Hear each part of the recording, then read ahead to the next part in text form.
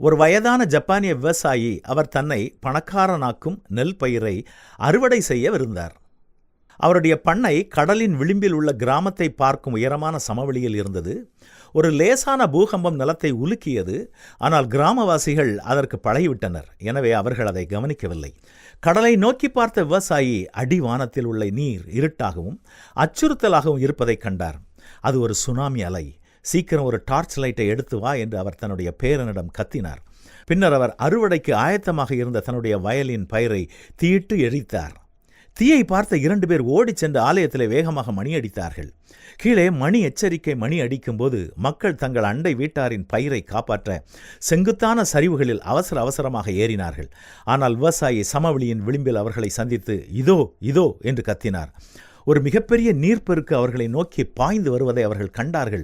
அது கரையில் மோதியதால் கீழே இருந்த சிறிய கிராமம் அழிக்கப்பட்டது. ஆனால் அந்த விவசாயி தன்னுடைய விளைச்சலை விருப்பத்துடன் தியாகம் செய்ததால் 400க்கும் மேற்பட்டோர் உயிருடன் காப்பாற்றப்பட்டார்கள்.